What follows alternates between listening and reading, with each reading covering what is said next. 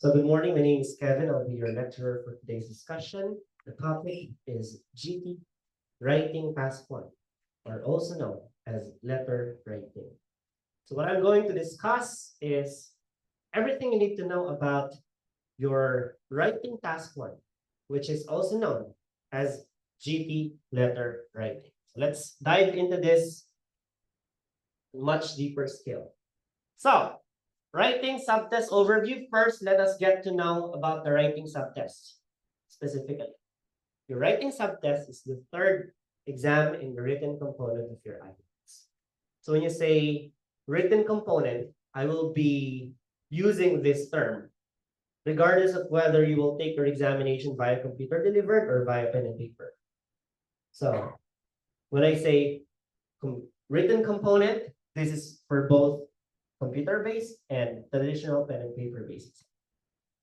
So why do we refer to those three tests as written component? Because you have to write, to type something, and that is your answer. So for the listening, reading, and writing, this is true. Listening is the first test. Reading comes next. Writing comes last. And writing is the most difficult subtest ever. Yes, I will not be sugarcoating anything. I will not be telling you, hey, take your review here at 9.09er. We will just give you this magic pill, and afterwards you will get band 9 in the test. This not happen. This will not happen. It all depends on how much effort you put into practice. So that's why, as a reminder, during the beginning of this discussion, I told you that please set aside some time, put some effort, because at the end of the day, you need this piece of paper more than anyone. This piece of paper holds the band score, which you will use for your application abroad. So this is the most difficult, and you put it in the last part of the test, which makes the difficulty level even more. It increases the difficulty level even further. So why? Because by the time you get to writing, you're already exhausted. You're done with listening, fine. That's an easy test anyway. You're done with reading. Well, reading is not an easy test. As you may have already noticed during your mock exams, it really squeezes your brain out. Sometimes it makes you confused, but by the time you get to the writing test, you're already dizzy and you're not 100% prepared. You're not 100% on your full potential. So nabawasan na, na-deplete na yung there's a term that they call it in sports. Yung pagiging fully prepared mo, hindi na siya 100%. Okay? Ito na, naalala ko na yung word. Conditioning. So your condition is not 100% anymore. It's already diminished because you poured effort on the first two tests. That is why IELTS is perhaps, in the opinions of many, they would claim that this is the most difficult type of English test. And that is partly because they put the writing subtest last. So that's some bad news, especially if you're academic. This is very bad news. But for GT, this is manageable still. Because you see, writing task 1 is just first part of your writing subtest in particular. You also have another task, which is something you should do first, your task 2. So for writing task 2, this is similar for both ACAD and GT. So there is fair judgment in writing task 2. We will all share the same possibility of what type of instruction could come out on the test. So let's say if we have 10 chairs in our testing center, 8 of the test takers are GT, 2 of which are academic. Even though you will have different questions, okay, they are part of the 5 types of instruction in writing task 2, which I will teach you for the span of 2 months. So if This is the first week you came to the lecture. Next week, we will be doing a hardcore writing discussion for task 2 specifically. Again, because this is the most difficult part of your test.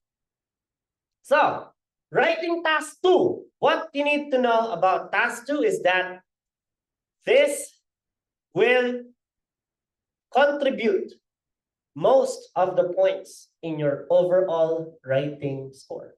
What does this mean? The weight of your task 2 score is 2 times, which means that if you get a band 8 in task 2 and you got a band 5 in task 1, which is a low performing score, if you add all those together using the formula, you will multiply your 8, which is your task 2 score first by 2, which is equivalent to 16. So imagine how big of a difference 16 is versus 5. Big, big difference. If we add them together, you get 21. You divide it by 3, you get the band 7. So meaning most of the points will come from task 2. But getting an 8 in task 2 is damn near impossible, because in my 8 years of teaching here, I have coached more than 7,000 students already. Only two people managed to get 8 in writing. The third one who got 8 in writing got the score after recheck. So 3 in 7,000 chances. Mas mababa pa sa 1% ang chance na makakuha ka ng 8 sa writing. So meaning, you need to also pump your chances of getting a high score in task 1 so that when both are combined, your task 1 will not pull the score down. Rather, it will help task 2 to be high. So both of them must each get a decent score so that when added, will yield better results. Okay? So, task 2, we will be talking about it in some other time. Today's discussion will focus specifically in task 1, how to acquire skills needed for writing task 1 GT letter, and how to enhance your mastery on letter writing. So, letter writing. Your task here is to compose a letter in which you need to request or give information or to explain a problem. You need to be able to do any of the following. You need to be able to do ask for and provide general factual information. You also have to be able to express your needs, wants, likes, and dislikes. Also, expressing opinions or complaints, making request suggestions, and even providing recommendations in the process. Anyway, one of the reasons why people, despite the GT letter writing being an easy task on its own, some people still find it difficult. You know why? It's because our culture, the Filipino culture, is not particular when it comes to letter. Sa madaling sabi, hindi po tayo mahilig magsulat. So, when was the last time you wrote a letter? A handwritten letter or a formal letter in that regard? When was the last time? Perhaps in your job. You may have written an excuse letter or an explanation letter, but that's about it. Diba? We are not a culture who likes sending letters, because we are a type of culture who likes, gusto natin ng babag, gusto natin makapagbabag, gusto natin makapag-away. If there's a problem, for example, and we want to resolve it, we don't write letters. What are we going to do? Di ba alam, pulis tatay ko? Ha? Mahilig tayo sa ganun eh. Mga altercations. Mahilig tayo sa komprontahan. We're not a culture who grew into letter writing. But you have to change that. Because in your task, you need to be able to do these, to be able to come up with an effective letter that tackles your task description. Okay? Now, here are some of the narrative of the context which you must assimilate later in your task. Writing to a college accommodation officer about problems with your accommodation. Now, have you tried writing to a college accommodation officer about problems with the accommodation? You haven't? As expected, right? What about ma'am, have you tried writing to a renting agency to sort out problems with the heating system of the house? Have you tried doing that? Fuck no. Why? Because we're in the Philippines, for crying out loud. There's no heating system here. Tangina, kahit sa Baguio, nakasando nga lang yung mga tao dun eh. Nahiligo yun, walang init ba yung tubig eh. Okay?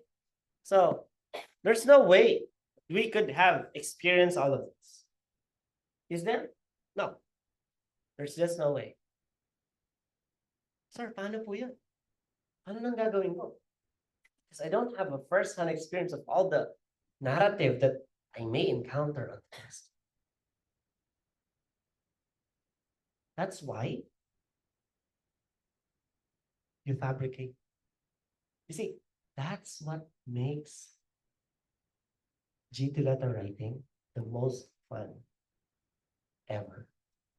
It's everything that you will put in your letter, everything is a lie.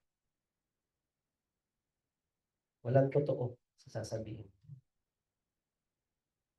So kung ikaw ay isang nuklukang pagkasinungaling,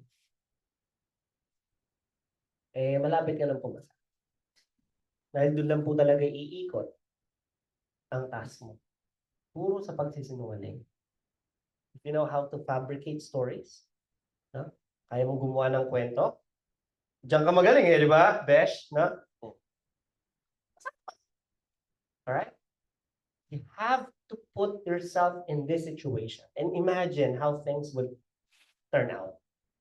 Now, what if, oo nga, nasa Canada ako, for example, nagkaroon ako ng problem sa heating system and I want to make a complaint. What am I going to do? Then, make it look like a fucking complaint. Like, hey, come on, I have a child and the heating system is not working. You want my child to get sick? Di ba? Alak mo yun eh. Totoo ba yan? Hindi. Just making things up. Just have to imagine yourself in that situation. What are you going to do? You got in such situations. That's why ito yung pinaka-paborito kong klase sa lahat. Lahat ng laman nito ay puro kasinungalingan. Okay? I know, writing to an English-speaking friend to thank them for helping you with something. Mga Pinoy, pag English-speaking yung tao, kayo makapag-isip dyan, bahala kayo. Huwag kausapin yan. Sign language lang tayo dito. Ano? Tako tayo eh. Diba? Iniiwasan natin mga yan. So, for you to pass the test, one important thing you must consider, and that is your criteria. So, for you to understand what the criteria entail, it is crucial that you know how a typical question for a GT task 1 will look like.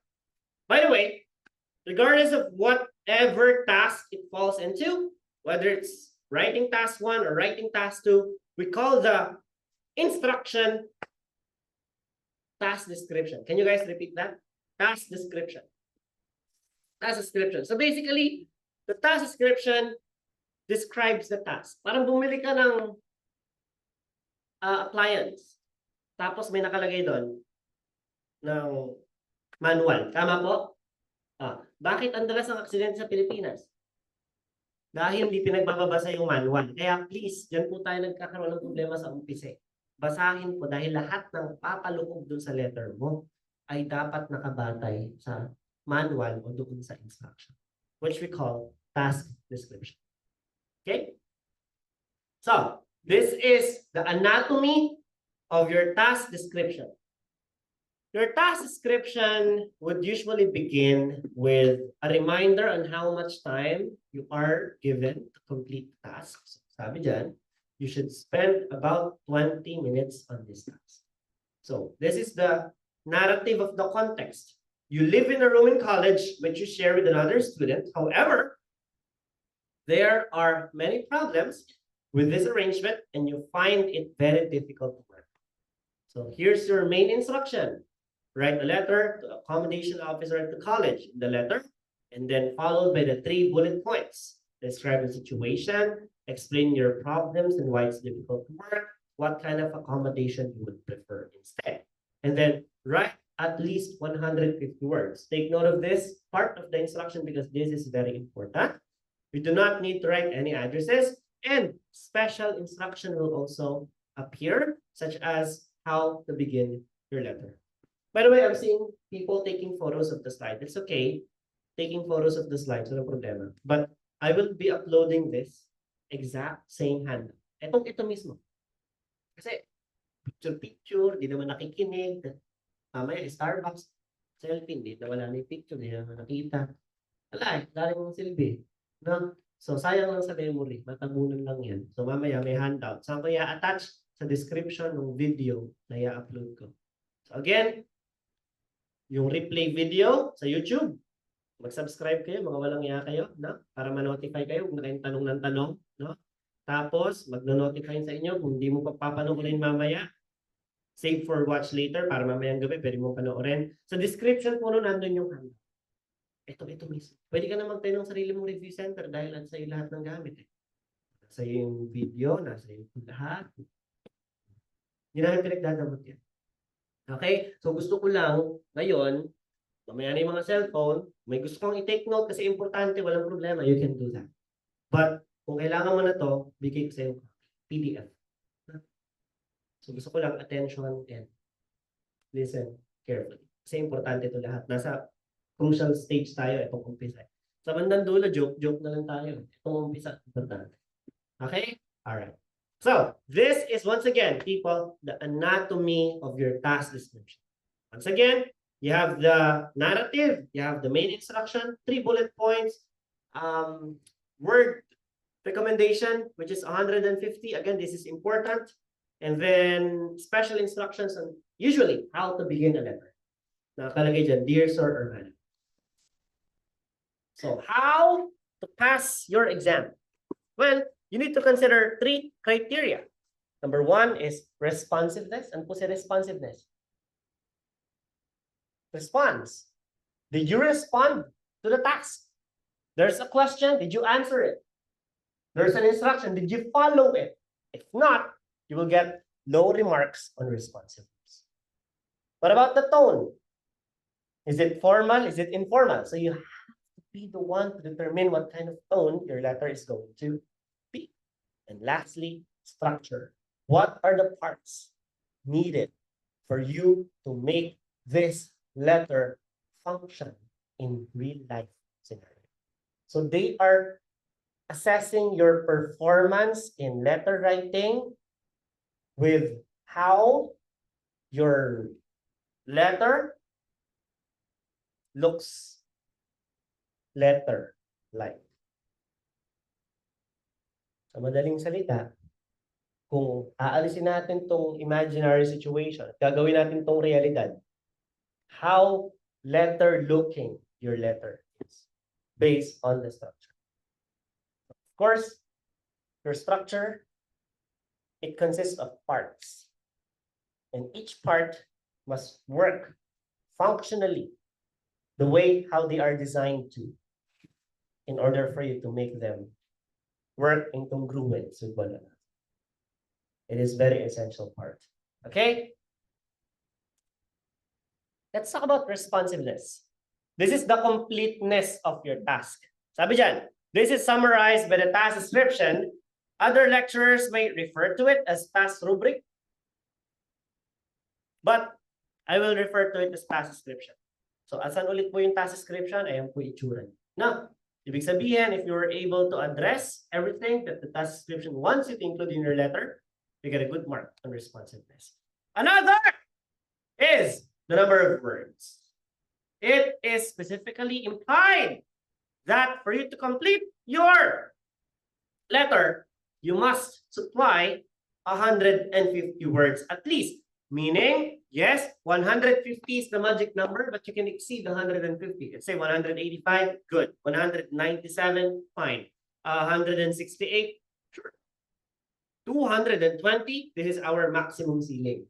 Why am I giving recommendations ng maximum number first, despite the examiner not giving us a maximum ceiling? Bakit ako nagbibigay na dapat hanggang 220 ka lang at di ka nalalagpas na? Again, you are given an hour to finish 2 writing tasks. Task 2 requires you to finish the essay, excuse me, 250 words in 40 minutes. Task 1, 150 for 20 minutes. Can you imagine how long it would take you? Again, we are all considering most of us here to be inexperienced writers because we haven't done something like this in a while. Kailan ka huli nagsulat, di ba? In English, considering the elements of grammar and vocabulary, di ba? Nagigets yan? Hindi. Wala, limutan. You get the point? So I want you to imagine this scenario. You have to yield, you have to produce 400 words in an hour. If you will be writing beyond the mark, beyond the maximum ceiling, this will take you about 650 words. And that is going to cost you time. So if you don't know how to manage your time, do not exceed with those limits. Well, some people will ask, sir, what if I am really this intelligent? 220 introduction ko pa lang. Ganun po katalino, sir eh. No? Bata pa lang ako, parang si Einstein, sir eh. Addict talaga ako sa English eh. Oh. What's the problem? If you write, the more you write, the more likely it is you will commit a mistake. So this one po is error-based approach. Kada mali, bawas. Sayang. If you will accumulate 3 mistakes lang in grammar, 3 mistakes for the entire task. Nagpas sa 3, 4. You will be given band 6 in grammar. So what if you exceeded 10? Naka 11 mistakes ka. You will get band score of 5 in grammar. So see, the more you write, the more likely it is you will commit a mistake. Because the longer you make your sentences go, the more complicated they become. The more difficult it is for us to control the grammar. So you don't want you suffering from that. Okay? What about bullet points? Guys, napaka-importante po na. This is what we call bullet points. Describe the situation, explain your problem, and say what kind of accommodation you would prefer. What if, in my letter, I was able to write the situation, I was able to explain it, I was able to discuss the problems I encountered with this setup, but I failed to include what kind of accommodation I would prefer. Like, if you could put me in another room, sharing it with another roommate, or perhaps be given a room just for myself, I would appreciate it. Walang ganun. Wala ka na ilagay. So what does that mean? It means you omitted a bullet point. Nakakaintindihan, you omitted a bullet point which will prompt the examiner to give you a band score of 4. Most of you guys are here. Look at me, look at me. Most of you guys are here because you are looking at a score around 5, 5.5, or 6. Overall band score. Getting a 4 in one of the tasks will hurt your overall performance. Maka 6 ka sa listening, maka 5 ka sa reading, maka 4 ka dito kay writing, tapos sa speaking, maka 4 ka din, 4.5, kailangan mo 5. Okay, kapos na din. Nakaintindihan? That all boils down because you omitted or you misunderstood a bullet point. Ang buhay po ng GT letter writing ay nakasalalay sa bullet. You must address all the bullet points. Okay? It's very important. Later, I will show you some samples of my creations from the past, which addressed the bullet points. We are sure that those will get a high remark. Actually, doon pala sa tatlong naka-8 ng writing, dalawa doon ay G. So, isa taga Sri Lanka, naka-8. 9 listening, 9 reading, 9 speaking, 8 writing. Isa naman taga Japan. GT parehas. Yung nag-iisang academic, neurosurgeon yun. Nasa UK na ngayon. Doon na siya naging neurosurgeon. 27 pa lang siya, naging estudyante ko siya. Academic. Natawag pa sa akin.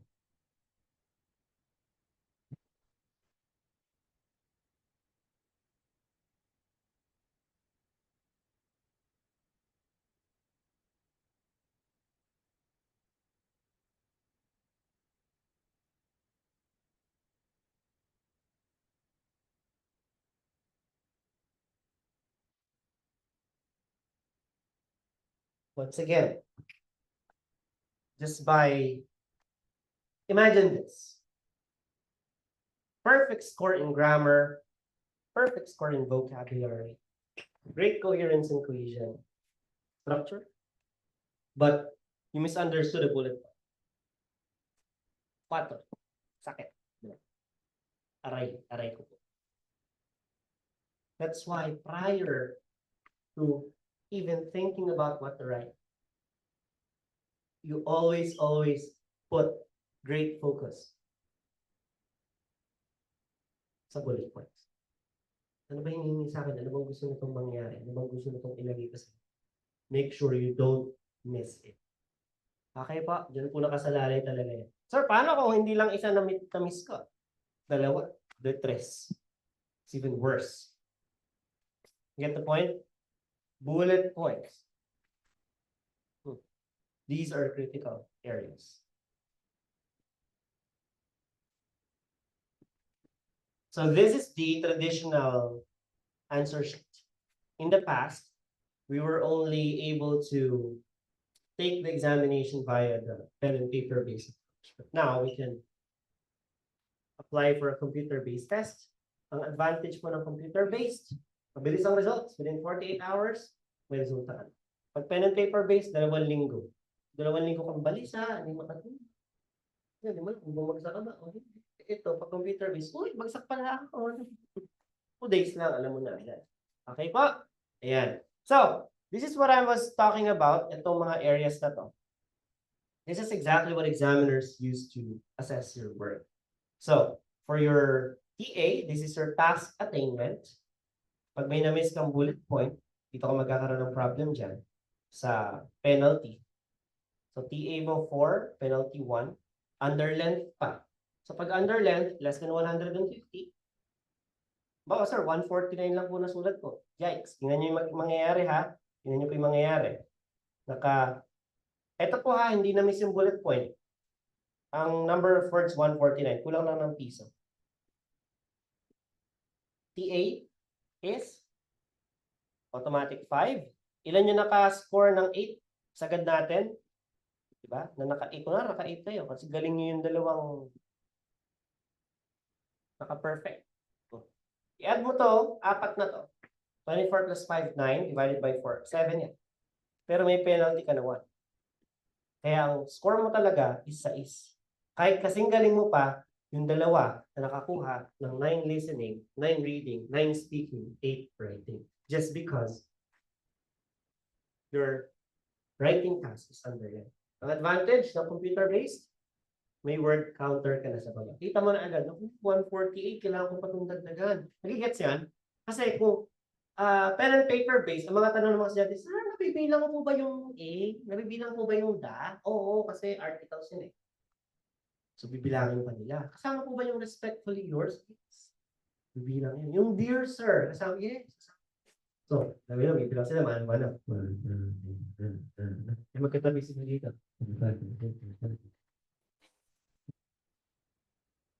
Ayun, kita mo na agad. Wala ka pa magiging kaaway. Ba? Eh lalo na kapag pen and paper based, ang dalas magbura ng mga katabi. So imagine mo,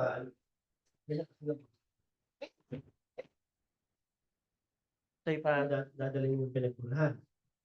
Magkakaaway ka talaga eh. No? Okay, sa computer based, relax na. Nagkakaintindihan ko? Okay.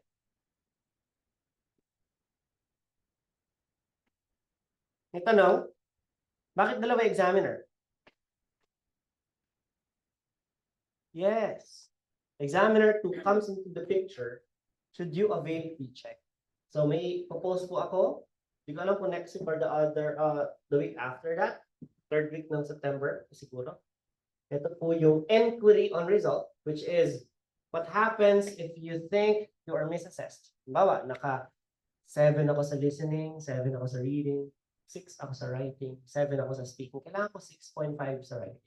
Sabi ni Sir Kevin, mag-avail daw ako na recheck. Paano ba yung steps? Paano ba mangyayari? Magbabayad ka ng nasa 6,700 pesos. Pag British Council, both writing and speaking ang check nila. So, mangyayari, may isang examiner, pasok sa picture, checkan niya ulit yung writing and speaking. Kung sakali man mababa, kaysa doon sa original, susundin mo. Kung ito itataas, susunod, diba? Yan sir, kadalas, magkaroon ng improvement sa score. Actually, just last month, dalawang estudyante nag-message sa akin, sir, after we check, speaking naman ito, from 6 to 7, from 6.5 to 7. So, mataas po ang passing rate kapag nagpapass. But make sure, no, that your writing or speaking is worth undergoing the check. Kasi kahit ano pong gawin nyo dyan, kung na-miss mo talaga ang bullet point at kinulang ng 150 words, hindi na po talaga lalagpas yan sa 6. 5 pa lang. Yan. Masakit na masakit yun. That's why I will also ask my students, hey, were you able to write 150 words? Are you sure you were able to include all the bullet points? And in task 2, particularly, napakahalaga nun, kung yun ay under opinion section, were you able to provide a stand? Pag wala, mag-recheck. Sayang lang pera kasi pa-recheck mo man yun, ano mangyayari? Kapag ang score mo ay na-retain, boom, amin ay pera. Nagbago. Sayang 6-7. Nag-retake ka na lang sana. Okay pa? Okay. Tanong. Off topic. Layo doon sa hulog. Sabi ni sir, kailangan ko lang daw magsulat ng 150 words. Susulat ko na lang dito yung step-by-step process paano pag-adobo ng kambing. Step 1, prepare the kambing. Di ba? English pa rin naman yun eh. Pero, dahil off topic, malaki din po ang kabawasan ng score. Okay, parang nabasa ko na itong mga letter na to ah. Yung nga mismong sample ni Sir Kevin eh. Nandun sa, ito yung mismong tanong ko. Memorize mo. At, kung ikaw magpe-pen and paper based exam, ang pangit ng sulat mo, eligible. Meron po kaming coach, yes. Coach po siya sa main branch. 5.5 ang original score. Pero after recheck, dahil ang pangit na ng sulat niya, ni-recite niya sa harap ng British Council. Okay, ang ganda pala. 7.5 ka. Nagets po yan? So, ang pagsusulat mo ng pangit ay factor, which is maiiwasan natin kapag nag-computer based. Clear pa? Para lungkot mo. Alright. Questions about responsiveness? Let's move on to tone. Tone is the most important criteria. Tone is actually the most important criteria. Diba? It is determined by the would-be receiver. Ibig sabihin ng receiver, yung receiver ng letter, yung imaginary, tatanggap po ng siya po ang nagde-determine kung formal ba o informal ang tone. Hindi po, formal ngayon. Tete, huwag ka ilusyonada ha. Hindi sa'yo nakasalalay. Hindi sa'yo umiikot ang mundo. No, nakabata yon sa kung sino po ang tatanggap ng sulat. Alright? So, when is the letter informal? When is the letter formal? So we have two types of letters. We have the formal letter and we have the informal letter.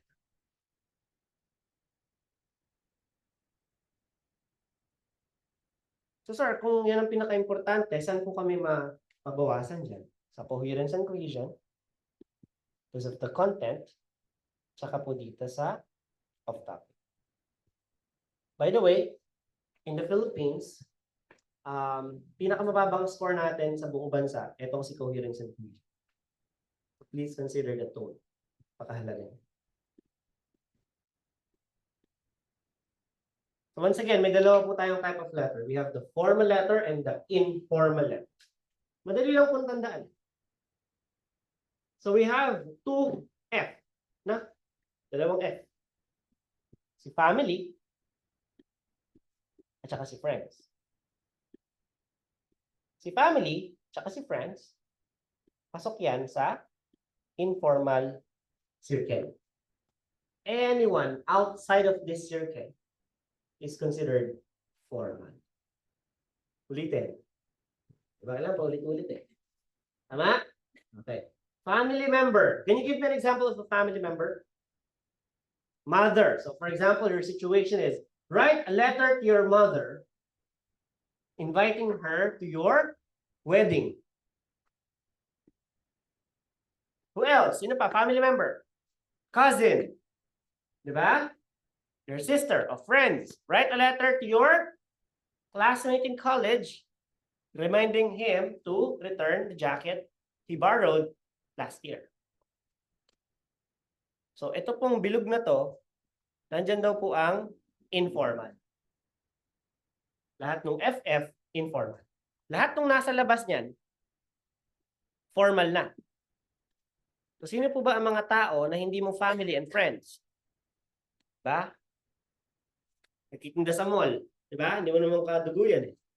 So you don't have this personal relationship with them. You only have this professional kind of interaction with them. So let's give an example. Write a letter to the bus company reporting about the damages of your suitcase. Formal, informal? Formal.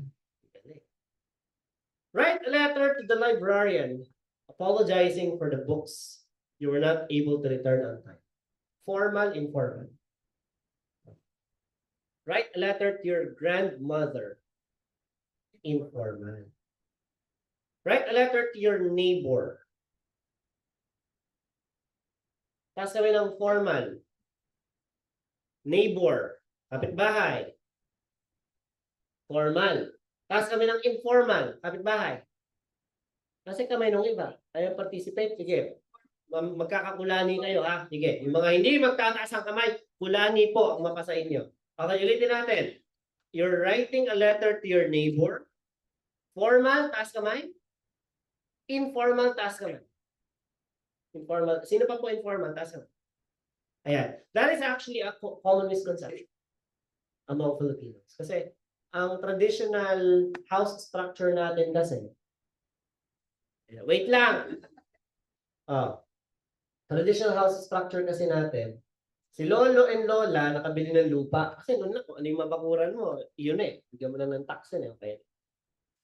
So nagpatayo, nagkaroon ng 8, 9 na anak. Ganun kasi mga anak yung mga lola dati. 8, 12, bukod pa dun sa pangalawa, 3. Yeah. So in total, 15 sila. Yeah. So dahil malaki yung lupa, maghahati-hati doon. Doon na nagtayo din ng mga lupa, yung mga anak ng bahay, yung mga anak. Tapos dahil syempre, mga napangasawa, mga intermitida, mag-aaway-aaway sila tuwing reunion. Ay, yung lupa nila, nanay, ginawa nila. Gusto niya yung pera nila, tatay. Kaya paboritong laro doon ng mga Pilipino, nagawan yung lupa. So, in the traditional sense, Filipino communities' housing arrangements ay built by strong familial bonds. So kaya common po sa atin ang mga kapitbahay natin, personal nating kakilala. Na nakikaabutan pa tayo ng at tayo ay pwede ba mamaya pag umulan, pakikuha yung sampay ko, meron tayong ganitong relationship with them. But in an English context, in the Western ideology, that is very far from our traditional experience. Masyadong malayo. Kasi mga kapitbahay doon ay hindi mo personal na kakilala. And most often than not, ang topic natin pag involved si kapitbahay is a letter of complaint. That your neighbor complained about you making a noise. Ikaw daw maingay ka last week. Nagsulat siya sa'yo, nireklamo ka niya. Ano ba yan, iniingay? Yan. Kasi alam mo, mga Pilipino, kahit sandali yan, mahilig magkaraoke yan. Mahilig mag-grinder yan, ng linggo. Yan. So, sinulatan ka ng kapitbahay mo, write a letter in response. That's formal. Okay? Question. So once again, you can only determine who the recipient, what type of letter, what tone you're going to include in your letter based on the recipient. If the recipient is a family member or friend, it's informal. If it is anyone outside that circle, it's formal. Okay pa? Ano to mas common? Formal o informal? Formal letter is the most common in the IELTS. How often? Siguro, kung may 100 letter na pana-exam ngayong araw na to, 70 doon formal. So 70% of the time, naka-formal letter yan. That's why when you do your practices, you practice 3 times more formal letters than informal letters. Nagkakaintindihan po?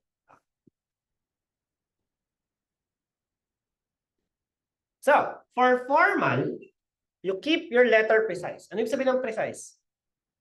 Precision. Accuracy. Ano yan? You only include what the letter wants you to include. So, bullet point based ka lang. Ilalagay mo lang doon, kung ano lang yung kailangan. Hindi ka na magliligoy-ligoy pa. Direct to the point. Okay? I know you made a letter of complaint against me due to the noise I made last week. And I would like to send this letter to you as a way of apology. Diretso. Alam ko, nireklamo mo ako pero itong sulat na to ay para humingi ng tawad. Tapos, direkta na. Explain the situation. You see, last week was my dad's send-off party. He is a seafarer and has been one for 30 years. Luckily, this will be his last voyage with his company. That is why my siblings and I decided to throw a party. We didn't expect that much crowd to be present because this is also his retirement voyage. So afterwards, he will be enjoying his long retirement. That is why I would like to apologize. Ganun. Kakaintindihan po? Yan.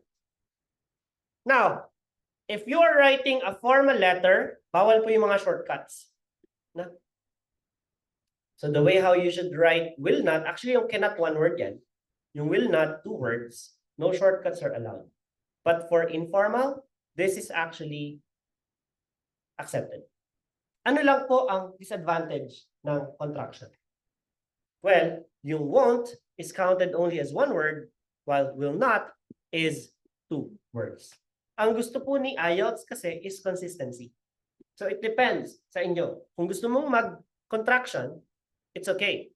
But you have to contract from start to finish. Which is problematic kasi nga, paano kung kinulang ka ng 7 words? Kung inalis mo lahat ng mga won't can't mo, 153 na pala ang output. Nagigets yan? So, tapos, make it more chatty, although not necessarily long. Ano po ba yung chatty? Yes. Pwede ka mag-chat. Kamusta? Kamusta Mars? May 500 ka ba dyan? Okay? So, pwede kang mag-inquire how your reader is doing or perhaps present how you are doing as well. Okay? Hi, how are you? I'm feeling good despite the cold weather here in Canada. You know, I just moved here last month. Anyway, the reason I wrote this letter is because, boom, yun yung sample ng informal. Structure. Ito po yung parts na bumubuo sa letter. We have the opening statement, introductory paragraph, middle paragraph, action paragraph, concluding paragraph, closing statement, signature, name, and title.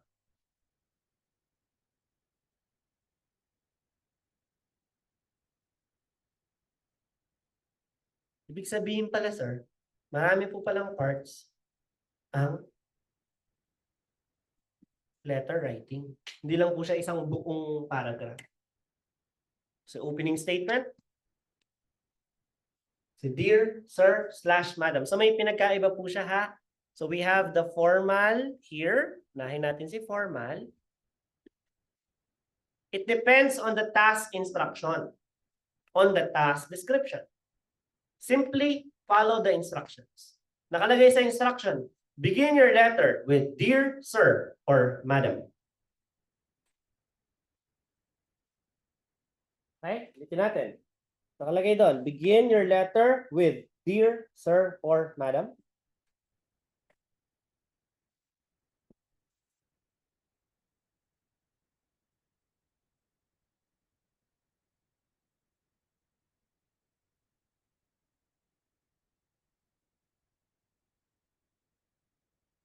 Ito po yung instruction nakalagay, begin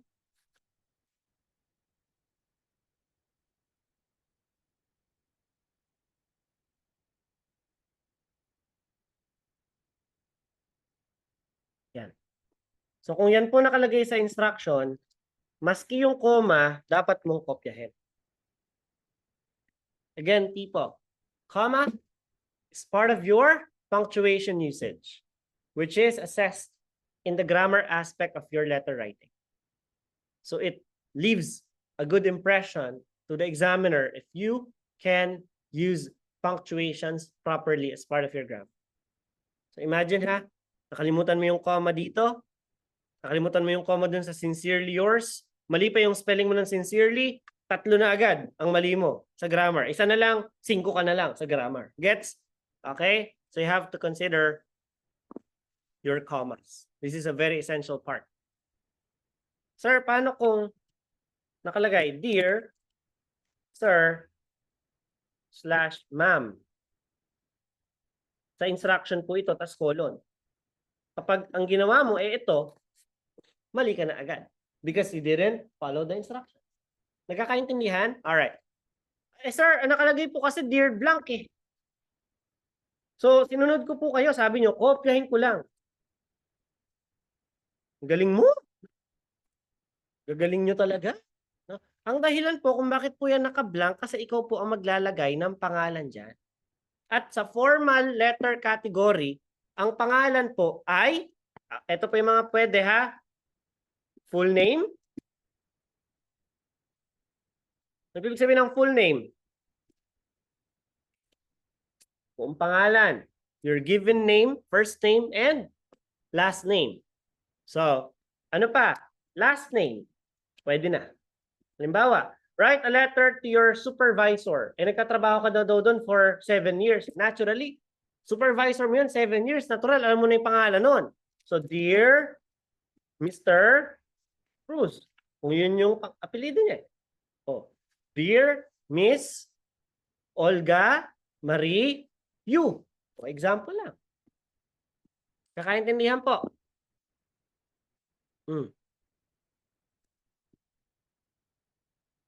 Questions po sa opening statement ng formal? Wala. The most important thing is you follow the instruction, whatever is given in the task description. What about pag informal? Sa informal, madalas po dyan,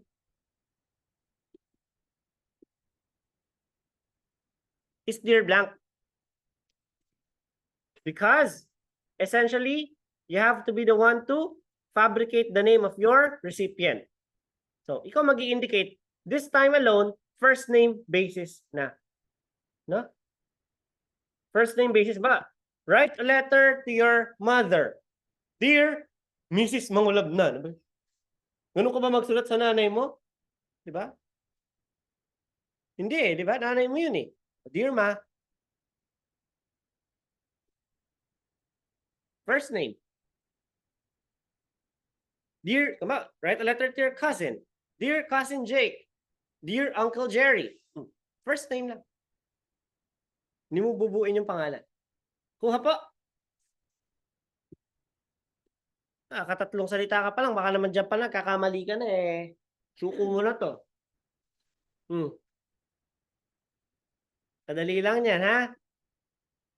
Ito, pinaka-importante. Guys, I want you to remember this. If you would notice, during my lectures, if my lecture is major, which means this is important for both ACAD and GP, you would understand that. Lagi akong galit sa mga ACAD. No? Lagi. Lagi po, wala pong buwan na hindi ako galit sa kanila. Dahil po sa introduction. Yun. Yung writing task 1 ng mga ACAD ay parang writing task 1. Ang introduction, kailangan may dalawang pangungusap. Sa mga ACAD, nagkakasundo kami. Nangangako ba kayo na kayo ay susulat ng dalawang pangungusap sa inyong introduction? Opo. Pagpasa sa akin ng writing nila, 1 sentence lang. Kasi hindi mababad trip. Diba? Regardless ng batch, ang ACAD ay napakatitigas ang totoo po yun. Kasi yung mga ACAD, sila po yung mayroong mga mataas na educational attainment. They have this thinking na we are high and mighty. At ako makikinig sa'yo. Dahil susundin ko yung kung ano gusto ko. Kaya sila nagkakaroon ng mistake. At ito yung nakakatuwa sa GT. Mga GT, may mga estudyante ko na farmers, carpenters, papasok talaga dito, putik-putik, galing pang Nueva Vizcaya. No? Tapos sinabi ko, sir, 2 sentence introduction. Oo, sir. Pag pinasa sa akin, 2 sentence. Talaga. Nakikinig ang mga GT. Yan po ang tatak ng GT sa akin. Kakaintindihan? So, kailangan po sa inyong writing task 1, introduction, mayroon kang dalawang sentence. May difference po yun between formal and informal. So, unahin muna natin si informal. Okay? Sorry, si formal. Unahin natin si formal. So, kay formal, ito po yung instruction sa atin. You must begin with introducing who you are without saying your name.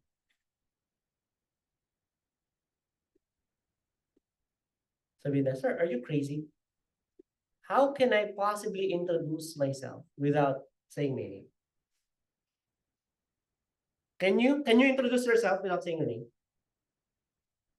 Hi, ako nga pala si... Bawal daw sabihin pangalan. Paano? Is it possible for us to introduce who we are without saying our name? Yes. Yes.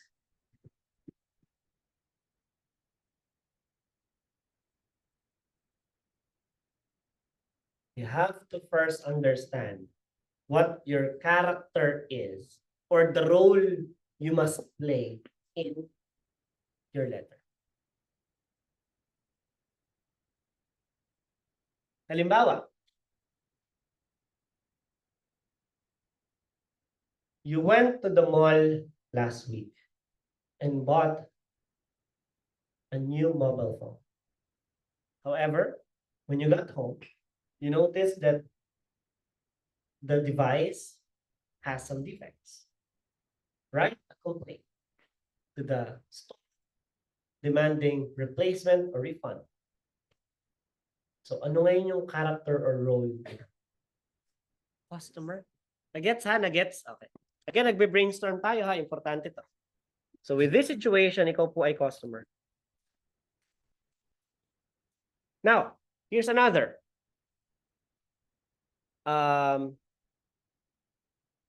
You would be inquiring regarding your school documents that you were not able to claim, and you will ask the school registrar to mail them to your address instead. Ano kang role mo doon? Student. Pwede ring alumna. Kaso mas okay si student.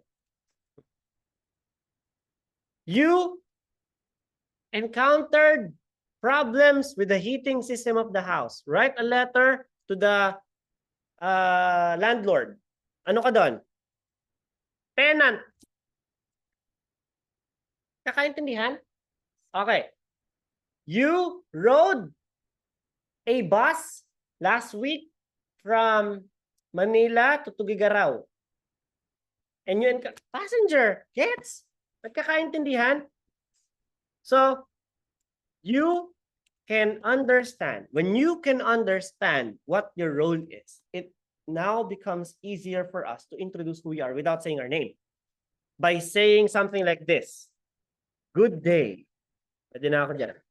I am one of your customers and I made a purchase last week. Yan yung first sentence natin. Guys, perfectin po ito ha, yung one of the. Tandaan nyo po, ang one of the, lagi po siyang may kasamang plural. One of the passengers is, one of the students is. Sir, bakit? Tingnan mo ha. Okay, bakit po students may S tapos gagamitin mo is? Raulo ka ba? Well, ang subject mo dyan eh yung one. At hindi mabubuo yung context ng isa na kabilang sa marami ay. Kaya ito, one of the students. I am one of your customers. I am one of the students in college. I am one of the tenants. I am a tenant. I am a student. I am a passenger. I am a customer. Kung nahihirapan ka sa one of the, may work around dyan. Okay? Pwede na bang introduction yan? Pwede na ba? Hindi pa! Bakit? Dalawang sentence nga eh. May pangalawa pa. At ano ang pangalawang sentence? Ito po ang wag sanang mawawala dahil ito po ang pinaka-importante. The purpose of your letter. You ask yourself, bakit ako nagsusulat ng letter? Para saan ito? Para saan? Oh, bumili ka daw ng cellphone, may mga sira. Ngayon, bakit ka nagsusulat ng letter? Ko-complain. Gusto mong isole. Gusto mong mag-refund. Rekta mo. I am writing. I wrote this letter because I would like to demand a refund or replacement of the item because it has some defects. Wag na wag pong mawawala ito. Ayan na po siya lahat. Pwede na po kayong mamili. Ang dali na po ng buhay natin. Isasalpak nyo na lang siya dyan. Pag didikit-dikitin nyo na lang yan, napakadali na po ng buhay. I am writing to ask you about. I'm writing to complain about. I'm writing to request. I'm writing to invite you. I'm writing to tell you about. I'm writing to make a complaint about the phone I purchased. I'm writing to ask for a refund or replacement of the item I bought. I'm writing to make a complaint because my suitcase got damaged during the trip.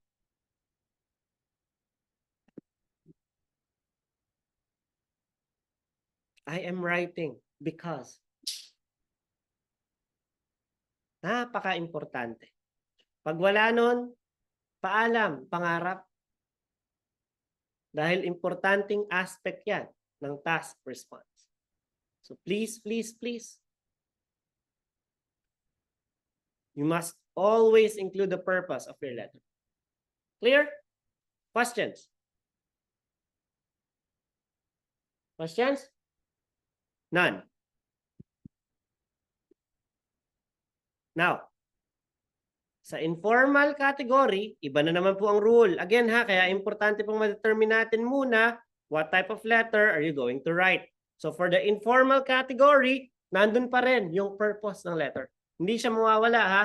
So what's the common denominator between formal introductory paragraph and informal introductory paragraph is the fact that they must contain the purpose. The last sentence, the second sentence, if you may, it must be included all the time. At the very beginning. Hindi sa umpisang-umpisa, kung hindi sa pangalawa, panghuling pangungusap sa unang paragraph. Sir, ano yung ilalagay ko sa informal? Bago po yung purpose. Well, unang-una, bawal ka magpakilala.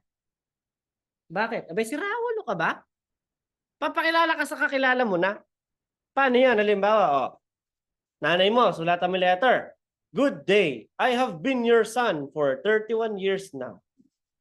Hindi mo ganun kausapin yung nanay mo eh. Mother, it appears to be that our food supply has been constantly diminishing. May we travel to the grocery later? Di ba? Hindi ka ganun kapag, tayong kumain, punta naman tayo doon. O, di ba? Kailangan pag nakipag-usap ka sa kakilala mo, parang kakilala mo lang siya talaga. So kapag nag-uusap kayo ng kakilala mo, hindi kayo nagpapakilala ulit kasi kakilala na kayo eh. So anong papalit mo doon? Inquiry. Na? Ano po ba yung inquiry? Pagtatanong. At ang itatanong niyo po ay kamustahan in English. Diba? So, hi. Pwede po ang exclamation point dahil informal naman ito. Hi, how are you? Sarap. Diba? Ang dali. Oh? Hey, how are you? I am doing great. Anyway, I wrote this letter because my mom's birthday is next month, and I would like to invite you and your sister in this event. Tapos, introduction. Uy, kamusta? Ako okay naman, pero alam mo ba, nagsulat nga pala ako ng letter kasi gusto kitang invite.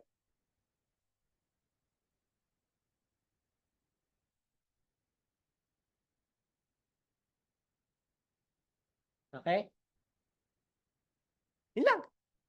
Again ha, both your formal and informal letter must contain the purpose, the reason. Kaya laging may I am writing.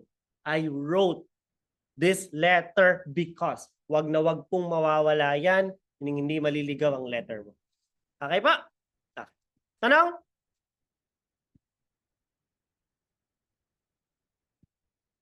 Alright. Middle paragraph or paragraphs. How many bullet points do we have?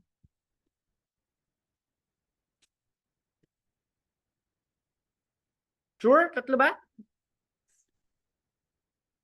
Okay. There are 3 bullet points. First bullet point, second bullet point, third bullet point. Bigyan ko kayo ng trivia. Na? If you will be reading so many types of questions, letter writing, yung third bullet point, this is what we call the action bullet point. Sabi ng action. Gusto mong mangyari. Gusto mong mangyari, gusto mong gawin mo, o gusto mong gawin ng kausap mo. Kaya sa tinatawag na action bullet point. This is where you include the action you want the recipient to undertake or if necessary, your action. Yung 1, 2 bullet points, oftentimes, pinagsasama yan ng mga students as one. But do I recommend doing that? Not that much. Kasi pag pinagsama mo si bullet point 1 and 2 sa isang paragraph, baka hindi mo na ma-highlight, hindi mo na malagyan ng emphasis na ito si first bullet point na describe, ito si second bullet point na explain. So baka lang ha, baka hindi mo kasi siya ma-highlight.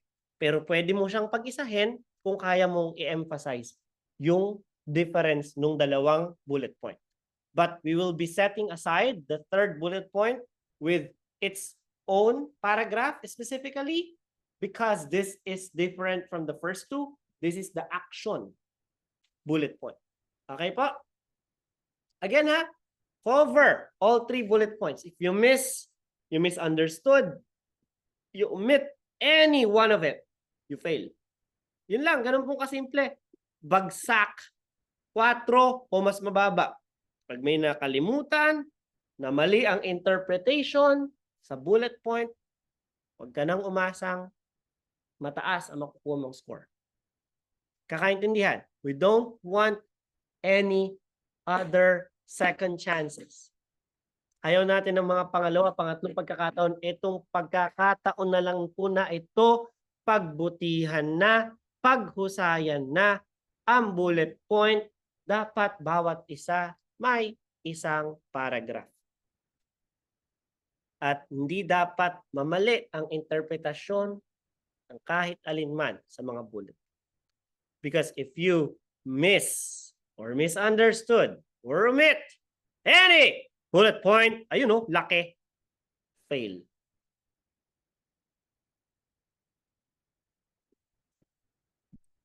So for the action paragraph, state the action you want the recipient of the letter to undertake, or if appropriate, their action. Invent. Concluding, it is always polite to start by saying thank you for taking time reading your letter. Say how they can get in touch with you again if necessary, if it needs feedback. Remember, do not apologize if you are making a formal complaint. Ano po? Again ha, nagpunta ka sa restaurant, hindi masarap yung pagkain, nagrereklamo ka. Tapos sa dulo sabi mo, I apologize. Ba't nag-apologize ka? Nagrereklamo ka eh. Di ba? Tama po ba? O, ano ka, lalaki? Kasi mga lalaki ganun eh. Tayo na, yun na paggawa ng masama ng mga asawa natin, tayo pa rin magsasorry sa bandang huli. Sorry kasi may toyo ka eh. No? O. Okay pa? Yan, tatawa-tawa kayo. Pag-uwi nyo na naman. Ay, ano naman kaya ang complain?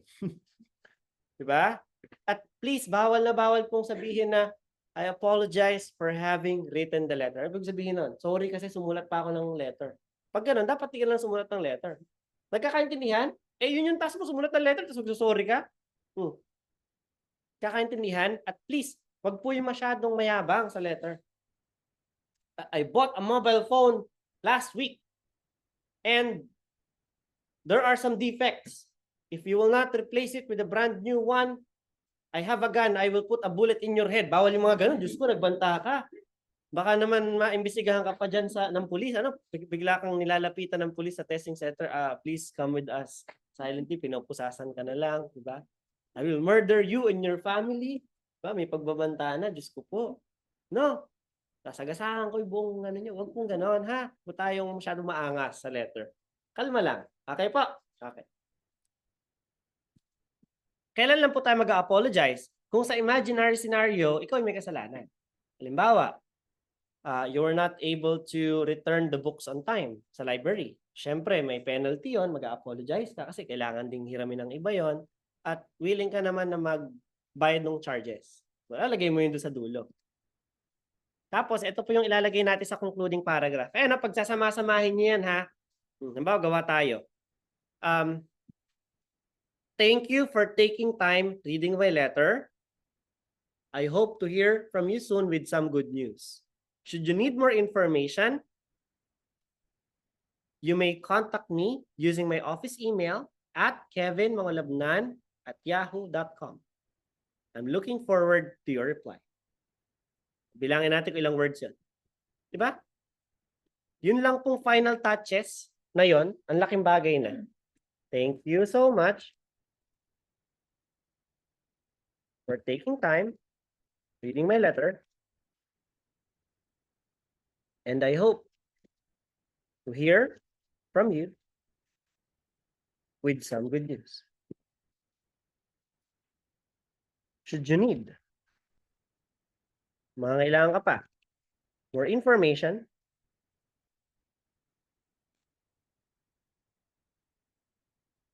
you may also send an email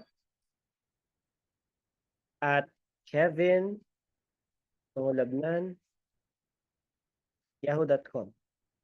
Please, huwag naman po yung mga kabastusan, ano? Na hotchick69 Hotmail.com. Huwag mo mga ganon. Okay? Yahoo.com. I'm looking forward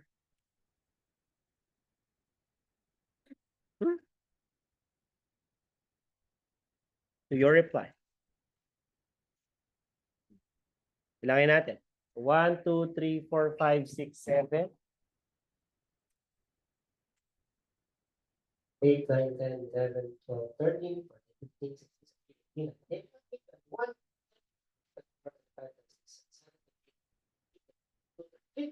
5, 36, 37, 38, 39, 40, 41, 42, 42 words. Tuloy paragraph pa lang. Intro mo pa. I'm writing this letter because itong words yun. So, nabigyan ko kayo ng 50 salita.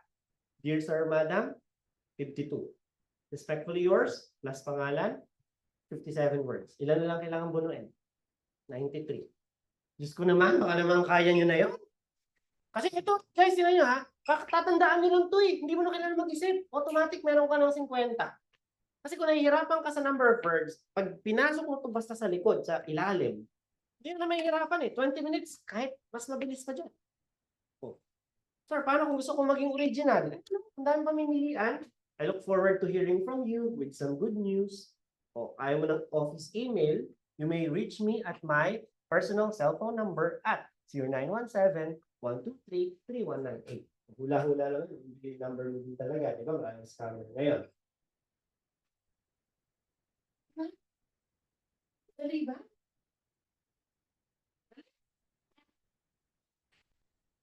Letter writing? Pinakamasayang lecture sa lahat. Closing statement. Again, there's also a difference between formal and informal. Pag formal, if your recipient's name is unknown, dear Sir, Madam, it is your statement. And if you wrote the name of your recipient, you can write yours sincerely or sincere. Sir, lang ko na natanda. Paano ulit kapag may pangalan o wala? Kahit magkabalikat na yan. Sincerely yours sincerely. Ang importante po, tama ang spelling ng sincerely. Kasi kadalasan namimiss itong E bago mag-L. At yung comma, kailangan ko. Okay?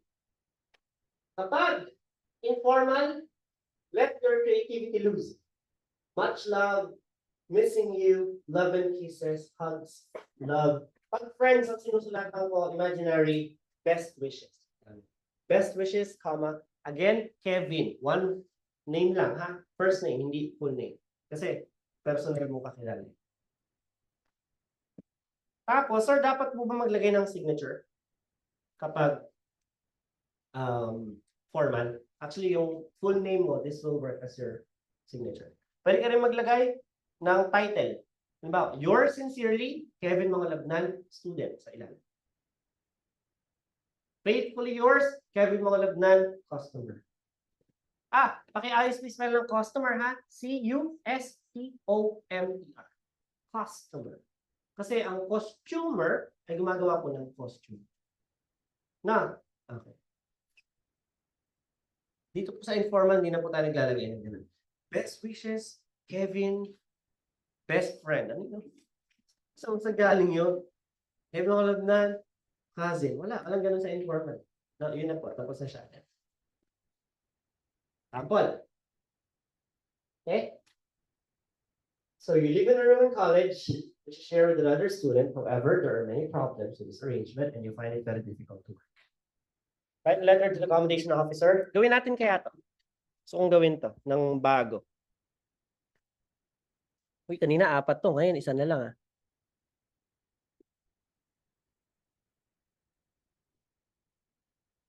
Okay. Tuwa tayo.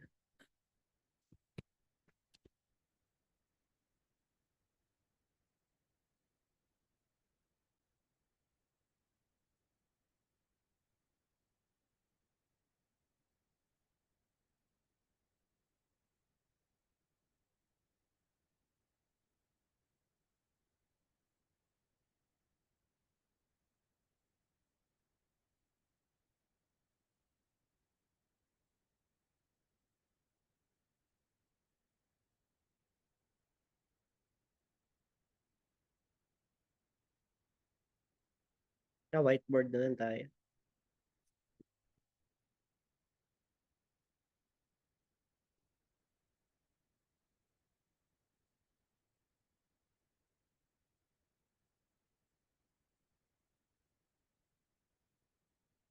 Yan. Should spend about 20 minutes in this task. You live in a room in college, which is shared with another student. However, there are many problems with this arrangement and you find it very difficult to work. So pagtutulong-tulungan po natin ito. So write a letter. Begin your letter with Dear Sir or Madam. 24 siguro. Dear Sir or Madam with colon. Nakuha po? Ikaw daw ay nag-aaral sa college, tapos may ka-share ka na estudyante. So, sino ka ngayon sa situation? I am a second year nursing student currently living in the college halls of residence. Tawag dyan, dormitory.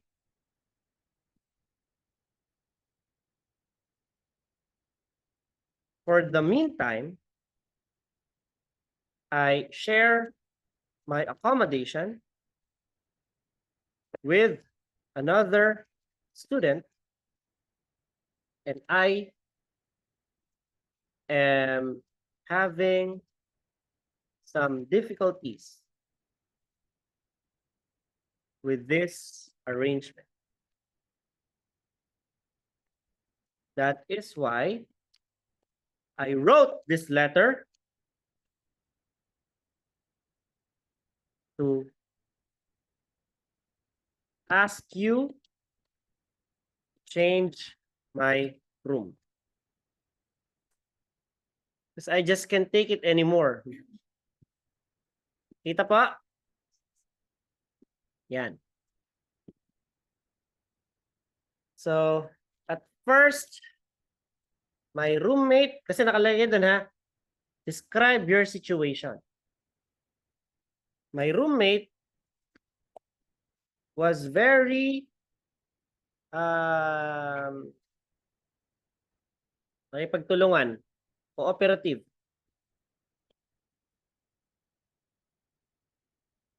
And we share our tasks to keep the room tidy and pleasing to live at.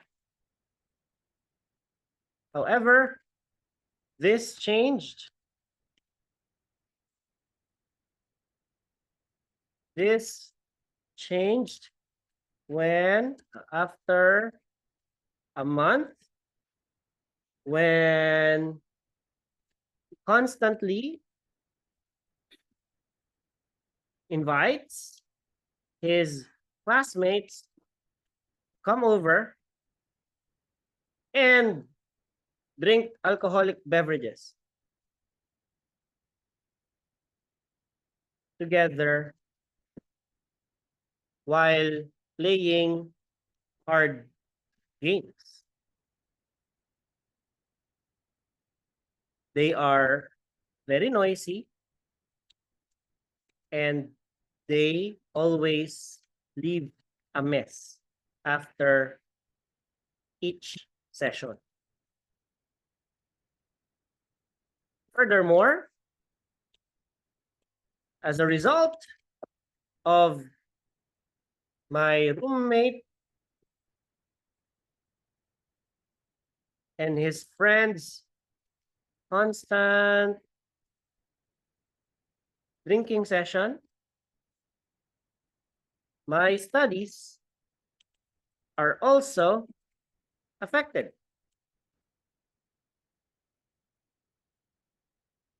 Sometimes I get to sleep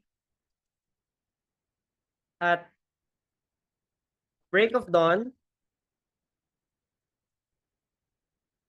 because of how noisy they are. And this affects my overall performance at school as a result of not getting enough sleep. I was wondering if you could put me in another accommodation with a new roommate, or perhaps be given a room just for myself to catch up with my studies. In the action paragraph, I would appreciate it very dearly.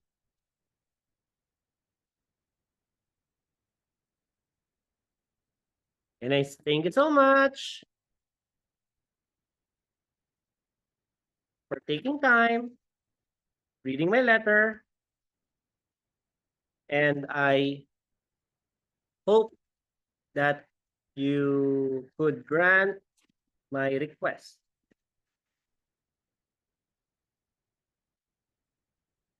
Sincerely, Kevin Malaki, yung pangalan, student.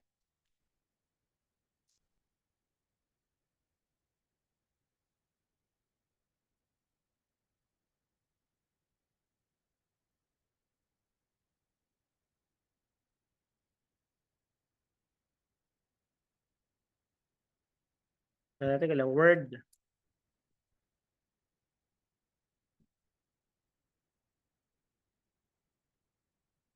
221, sobra ko isa.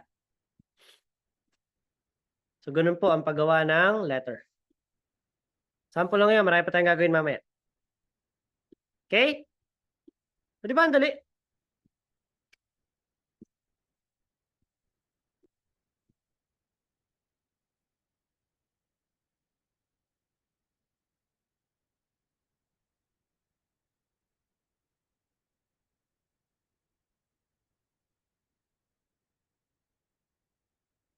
Sample dati, I currently reside in the College Halls of Residence and I'm writing to request a change of accommodation. At the moment, I share the room with Mia Khalifa. Although she and I really get on well as people, we have very different studying habits. She works best at night and often studies until 3 or 4. Of course, she has the lights on and eats, both of which disturb my sleep. On the other hand, I prefer to wake up on the break of dawn and study before going to college. After 2 weeks of this arrangement, I find that I'm constantly tired as a result of not being able to sleep well, and this, in turn, is adversely affecting my studies. I feel that I would only be able to study well if I have a single room and not have to share. Given these extenuating circumstances, I would be grateful for you if you could arrange this for me. Thank you for taking time reading my letter. Ito, gamitin niyo rin to. I apologize for any inconvenience that this will cause you and look forward to hear from you soon with some good news. Should you need to get in touch, I will be more than glad to receive a call from you. You can reach me at 0927-886-7745. Yours faithfully, Lexi Lore student. Ito naman, yung kaibigan mo, nakatira sa ibang bansa, tapos nag-migrate ka doon. So, nakalagay dyan, propose a meeting with your friend. So, anong type of letter ito? Informal. Anong type of letter? Letter of invitation. Okay? By the way ha, si letter of invitation po ang pinaka-common na informal letter. Tapos si letter of complaint naman ang pinaka-common na letter sa lahat overall. Kasi sa formal category, yun ang madalas lumabas. Puro pagrereklamo. Dear Brian, I just arrived here in Shanghai 3 days ago and I have to say I did not expect it to be so cold here. This makes me miss the tropical heat in the Philippines so much. It's a good thing that I always have a piece of the Philippines here since I have friends like you living here as well. So, di ba, ang chatty? I wrote this letter to invite you a simple get-together a week or 2 from now. If I'm not mistaken, you told me that you live in the downtown area of the city. Although I think you were slightly exaggerating when you talked about how noisy it is there, I considered the slight probability that you might be telling the truth. I followed your advice and decided to rent a flat in the outskirts of the city because my work is close to the area. The place is a bit shabby, but it has its charms. The neighbors are friendly, and my house is close to the roads, to the shops, and to my work. Honestly, the only flaw I can think of is that the place gets eerily quiet at times. I miss the ruckus we used to make together in our office back in Moraita to somehow make my new pad more reminiscent of what once was. I'm commanding you as a friend to drop by here soon. I'll cook your favorite rice dish in insane quantities if you promise to visit me. Thank you in advance for saying yes, my very good friend. Love, Richard. Parang may something kay Richard tsaka kay Brian. Hindi ko na lang sabihin. Ha? Okay, so do you wish to fail? Don't write in the letter form. Don't start in the instructed line. Don't affix your signature. Don't clearly explain your purpose. Don't clearly adjust the bullet points. Don't maintain the proper tone throughout. Don't sign off properly. So kung gusto niyo po mag-aksaya ng 13K, gawin niyo po itong mga to. Na? Okay. Kung ayaw niyo naman, syempre, gawin po yung mga tinuro ko kanina. Ayan, bumili ka daw ng laptop. After ilang days, may na-discover ka na major flaw. Okay, isip na tayo kung ano yung pwedeng problema sa nabili mong laptop. Keyboard, hindi napipindot. Alam ba, letter A, yung letter S. Ano pa? Yung speaker, hindi tumutunog. Ano pa? Yung charger, diba? Hindi siya nag-charge. Kung nag-charge man siya, according to the specifications, 30 minutes lang, full charge na. Pero ito, 3 araw na, hindi pa rin na pa 5%, yun natataas na sa charge. So baka may mali na talaga. Dear Sir, Madam. Sir, nakalagay po dito, Dear Blank eh. Tapos bakit po Dear Sir, Madam? Kasi, I am about to write a letter to the company where I bought the laptop. I'm not going to be so sure will receive my letter. And since I don't personally know them, the safest is Dear Sir / Madam. Pwedeng comma, pwedeng colon. Just make sure na kung ano yung nakalagay sa instruction, yun pong susunod. Good day! I'm one of your customers and constantly buy gadgets and accessories in your shop. And yesterday, I bought an Asus ZenBook laptop and there are some defects that I encountered. I wrote this letter to make a complaint about it. The laptop that I bought is 16 inches in screen diameter, very stylish and lean, which only weighs more than 500 grams. Nevertheless, upon opening and closing the said device, it makes a very loud noise, which makes me concerned with its screen. Definitely, device that sleek will not last long if constantly exposed to shock. Due to its opening and closing, upon careful examination, I've noticed that one of its attachments, where a screw and bolt should be visible, checked on the manual, is missing. So ano lang mali dito? Nag-contraction siya dito. Okay, so no, dapat po I have noticed. I would greatly appreciate it if we could have it checked or better yet replaced with a new one with the same model because according to the user's agreement, refund and replacement is legal. I look forward to hear from you soon. If you want more information, you can contact me through my office number at 044-363-3728. Expect me this afternoon so your employees can check it themselves. Thank you. Yours faithfully, Kevin Walton. Ito naman, kumain ka daw sa isang restaurant. Write a letter to the newspaper to tell them about it. Describe the meal you had and why you think the restaurant is worth visiting. So dalawa lang po yung bullet point. No, you should write at least 150 minutes. Actually, pinagawa ko to sa mga students sometime in 2017 and 18. At lahat po nang bumalik sa akin na sick work ay puro mali. Bakit? Kasi they thought that they are writing a letter to the restaurant, thanking them of how good the service was and how great the meal is. The problem is, ang instruction naka-indicate, write a letter to the newspaper. So, ano ibig sabihin nun? Kumain ka sa restaurant, pero ang susulatan mo newspaper. Bakit? Anong type of letter ba ito? This is a letter of review. So, you will be leaving good reviews in your letter. You know? Yeah. Excuse me for a bit.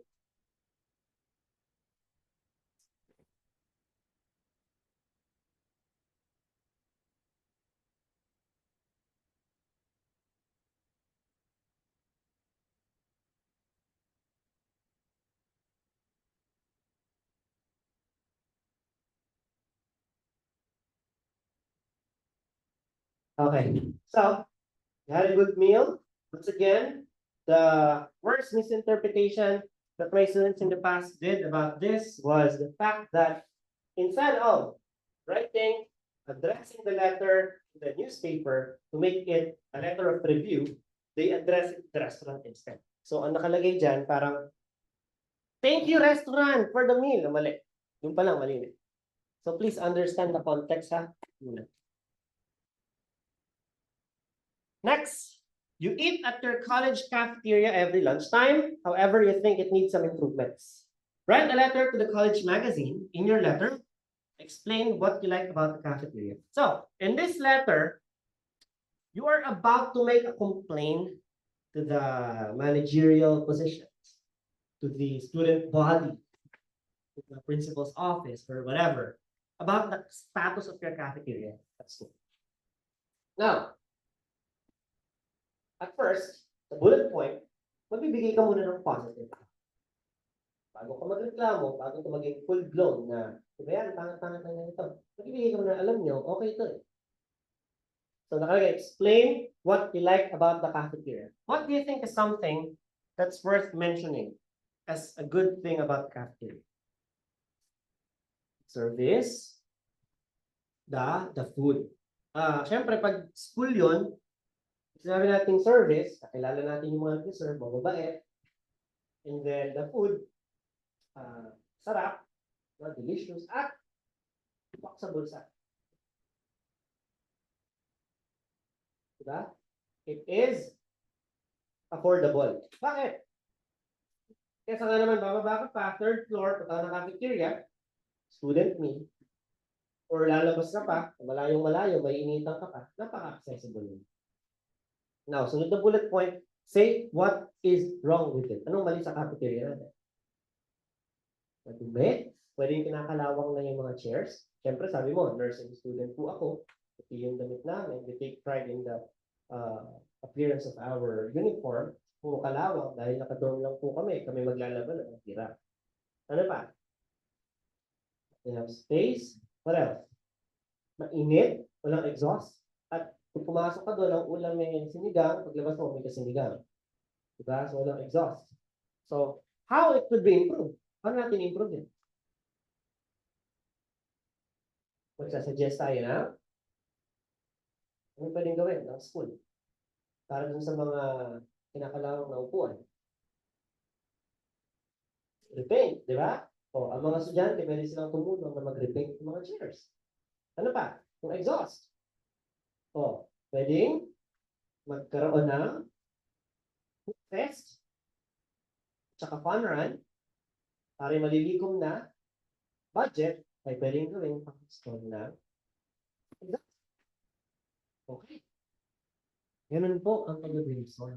At yun ang ilalagay mo sa letter mo. Okay?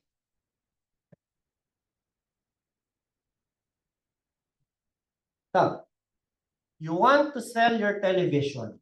You think a friend of yours might like to buy it from you. Sino i-expect na? Sa examination, cubicle. Andun ka sa setup mo. Pagtingin mo ng question, bebentahan ko ng TV yung tropa ko. Ay, isipin nun, adik ako. Bebenta na ako ng TV. Why are you selling the TV? Lilipat ka? Pwedeng mga ibang bansa ka? Kaysa dala mo yung 42-inch mong TV, edi benta mo nila, doon ka lang bumili. Okay. Ano pa? Pwede mo financial needs. Diba? May mga kailangan kang hospital bills na bayaran. Ano pa?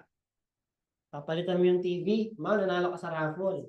Siyempre, dalawa na. Mas maganda itong napanalunan mo. Benta mo na itong luma. Diba?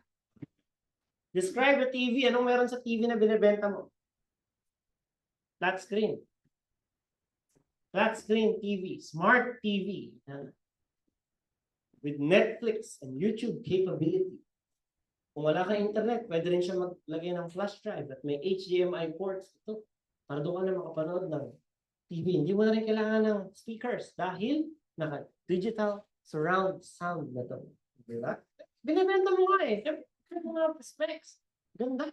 Diba? And then, suggest a date when your friend can come and see it. Kailan? Next week. Diba? Pwede mo puntahan ito next week para personal mo makita. Kaya madaling ko pa yan sa inyo. Diba? Total, aalis nga ako, despedida ko naman na next week para hindi mo magustuhan, pwede ko pa ibenta sa iba. Example, dear Gary, I hope you're doing well. I'm doing fine, though my life is quite hectic at the moment because I'm moving abroad and there's so much to do. I wrote this letter because I would like to sell something. There are a few things that I can take with me because they're too big or so I'm saying if any of my friends would be interested in buying them. One of the things I don't want to take with me is my TV, and I thought you might like buy it off me for a cheap price. Siyempre, second hand na to, magkaibigan naman tayo. It's a 32-inch flat screen TV, and it's a Philips model. It has a USB port, so you can just plug in a thumb drive to watch movies or listen to music. It has a great stereo surround sound. As you know, I'm leaving the country at the end of the month, which is only 2 weeks away. So if you want to see it, it would be best to come on the 20th or 21st. That will give me time to sell it elsewhere if you're not into this. Okay, I look forward to seeing you. Let me know if you can make it. Best wishes. Number 4, Son to 3.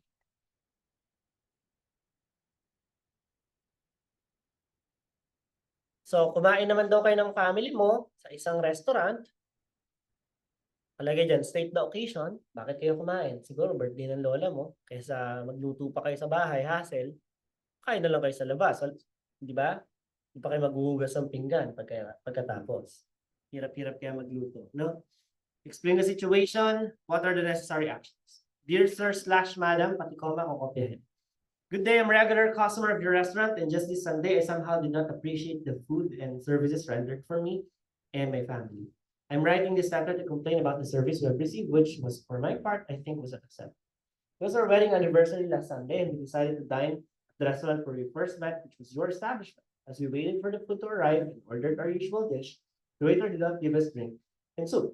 The appetizer, which was my favorite spring roll, was served 30 minutes after I ordered it, which it only takes 3 to 4 minutes before it is served before me on a regular basis. Additionally, I've noticed that the vegetables inside a spring roll were somehow wilted, lanta na, di ba? Lumpiang sariwa tapos hindi sariwa, lanta eh.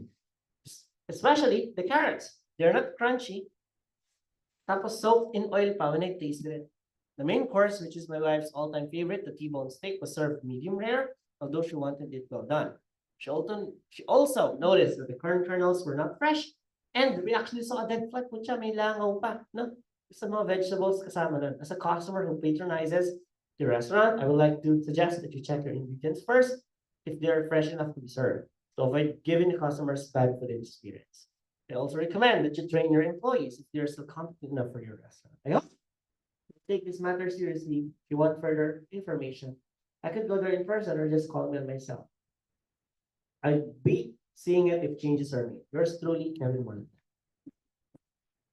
So naman, you exercise regularly and have been a member of many different gyms. Recently, you moved into a new neighborhood and joined a new gym.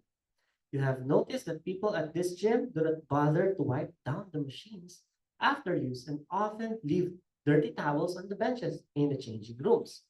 Write a letter to Mr. Cotto. So explain who you are. Sino ka ba? Describe the problem exactly. Na ito nga, mga nagdi-gym dito sa gym mo, dudumi, dudugyot, iniwan nila kung saan-saan yung towel, hindi sila nagpupunas ng mga machines after using.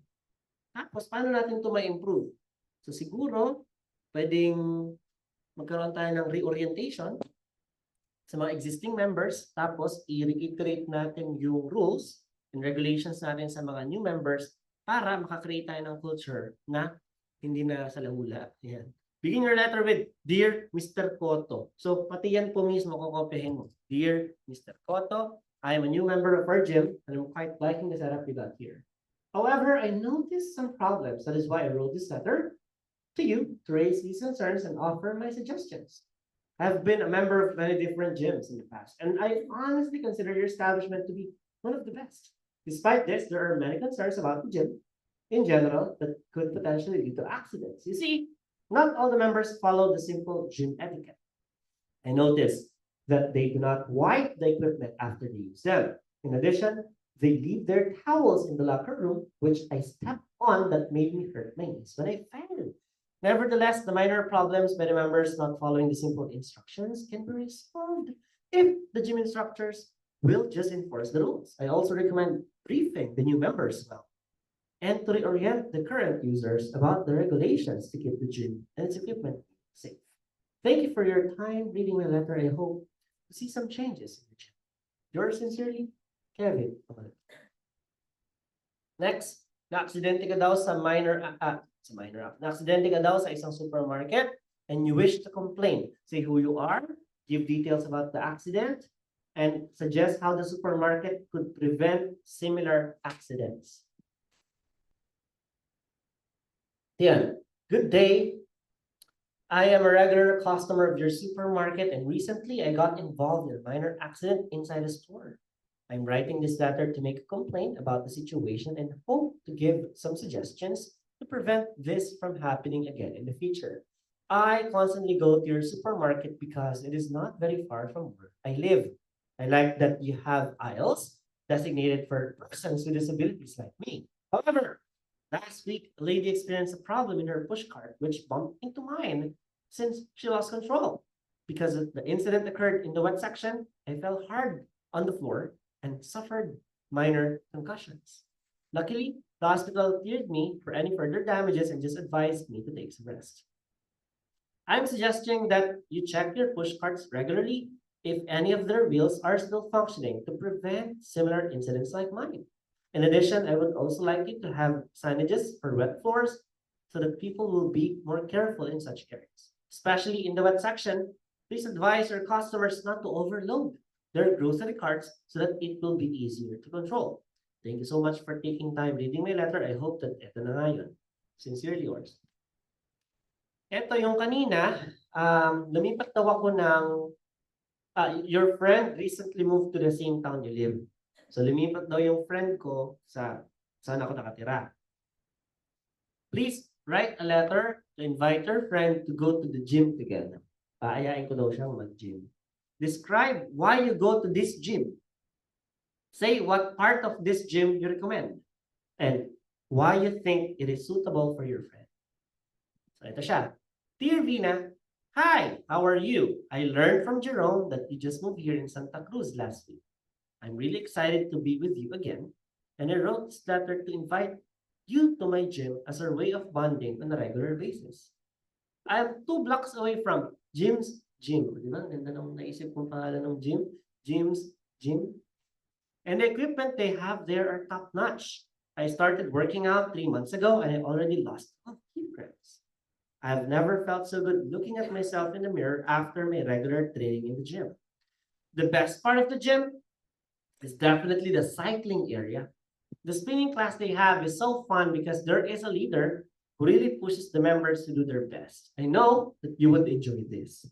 I know that you're not allowed to lift heavy weights due to your spine problems, but the spinning class in my gym is well suited for you since it burns the most calories in a short amount of time. You wanted to lose some weight before your cousin's wedding, right? Well, this is the best place to burn some. Okay, I hope to see you next week at the gym. You can send me an email so that I can forward the gym membership application form to you. Let's melt some fat together soon. Best wishes, Kevin. 7 minutes ko itong ginawa dati. Tapos, ito naman, nag-book ka daw ng hotel. For some reason, you need to change the booking dates and details. Write a letter to the manager of the hotel. In your letter, ibigay mo yung original detail, inform the changes kung gusto mo mabago, tapos state the reason bakit mo siya ipapabago. Good day! I'm a regular customer of your hotel and I just recently made another reservation for my upcoming seminar. I'm writing this letter to request making some changes in the date and type of my booking. Sinabi doon ano yung dahilan, bakit ka nagsulat. I am writing this letter to request. I have booked a single bed for the 4th of April 2022 because I will attend a seminar regarding the safety practices of employees in the office. However, my workmates are also interested in this and I would like to change the room from 1 single into 2. So mula sa isa, gagawin na itong dalawa. At instead of single room, magiging double bed na siya, deluxe. I would like the date of my booking to be changed to April 6, kanina, April 4. Since the seminar was rescheduled due to COVID-19 restriction. Noong panahon kasi niya, may COVID pa. The room upgrade in addition of another is also needed because 3 of my colleagues will attend the seminar with me. So madadagdagan. Instead na ako lang, magiging 3, kaya dalawang bed. I'm extremely sorry for any inconvenience that this will cause you and I look forward to hear from you with some good news. You can send me an email regarding the details of the new accommodation and the price that I need to add. Thank you so much. Yours sincerely, Kevin. Tapos, you recently flew on a plane. Napakarami po nating sample, ha? Again, pwede nyo siyang basa-basahin mamaya. Ano? So, i-upload natin yung replay. Nandun po sa description nung video, yung mismong PDF po na ito, pati po yung sample na ito mismo. Lahat sila mabasa. So, give the details.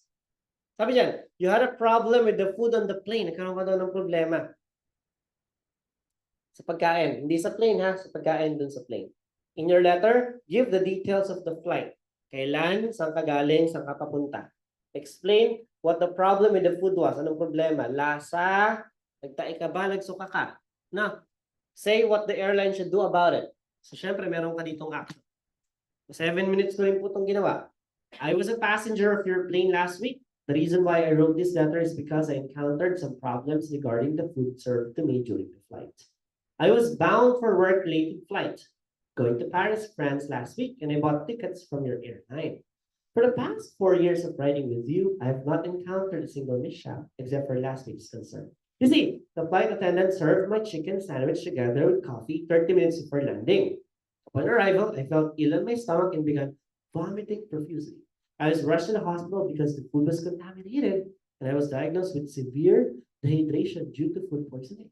So may kasalanan talaga ay ang pagkain. Because your airline was at fault, I would like to demand compensation for my hospital bills and unpaid hours due to not being at work. I would also like to recommend checking your ingredients constantly to avoid something like this from occurring again in the future. You can contact me at my office email or send me a message at my number. I hope that you take such matters very seriously. Sincerely yours, Kevin Mangulan. Isa pa? Di ba? Tayo titigil ng kakasampol. Alright? Sabi kasi mo sir, puro na lang tanong. Bigyan na rin kami ng sagot. Ayan na po, lahat mo ng sample namin ay merong sagot bawat isa. So, write a letter to a property agent. So, naghahanap ka ng bahay. I-introduce mo yung sarili mo at yung family mo. Describe the type of accommodation you hope to find. Sumba may malawak na bakuran, sumba bungalow lang or up and down. Gusto mo ba may sarili kang gate, malaki yung parking, lalagyan mo siya dyan. Give your preference for the location. To whom it may concern. So paano mo sisimulan yung letter? To whom it may concern. Kung kopyahin mo lang yan, wala ka nang babaguhin dyan. To whom it may concern. Good day, I just learned from a trusted friend that you are an expert in finding properties in Rome.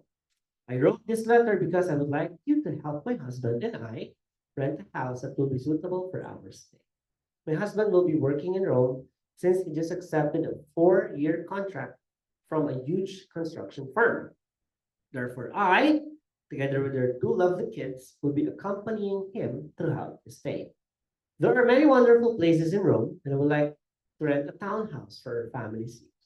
I'm hoping that you could help us find a large area with about 90 square meters now and a lovely front yard for my kids to have a place to play.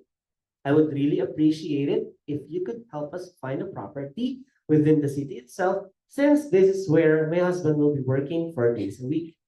Anywhere near St. Paul Street is something that we would definitely appreciate. Thank you so much for reading my letter. If you have updates about my preferences, you may send an email to me directly, vinarivera@yahoo.com. Yours sincerely. Apo, 6 minutes ko lang ito ginawa. Ito yung pinakamabilis kong letter na nagawa sa lahat.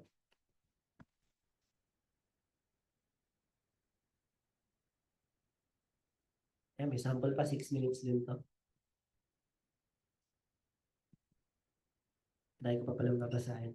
Okay. Eto, hindi ka naka-attend dun sa party ng friend mo. Dear Dan, I hope that you're not bearing any grudges against me for not being able to attend your birthday next month. Hindi ka pala makaka-attend dun sa kanyang upcoming birthday. But you're unable to attend. I wrote this letter to apologize what happened, why I was not able to respond to her. I will not be able to attend your upcoming birthday because my brother's therapy for his broken femur will take place exactly during your birthday celebration. You already know that after the accident my brother experienced, he no longer has his family, so needs me to accompany him. I know I cannot make an excuse for not being able to respond to your invitation much sooner, but please understand that my cell phone got lost. I was about to email you, but I stayed for a week in a hospital for your brother's needs at the ICU, and I left my laptop at home. I just got home today, and I immediately saw your letter, which I'm now responding to. I was planning to meet you a week after your birthday to make up for not attending. I hope that you will allow me and my brother to visit you. Thank you for understanding my situation. I hope that I can make it up to you soon. I wish you a very happy birthday, my very good friend. Best wishes, Ken. Ito naman, write a letter to HR manager for permission to work from home for the next 6 months. Mention why you are writing, explain why you would like to work from home, and say how this can benefit you and the company. So bakit gusto mong mag-work from home?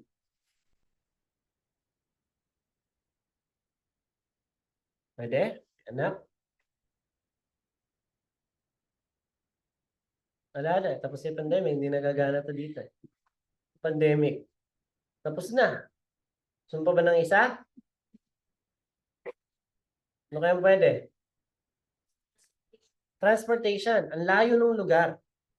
So, ibig sabihin, pwede mong i-explain sa kanila na halos kalahati ng sahod mo doon na pupunta sa either commute or pagrenta.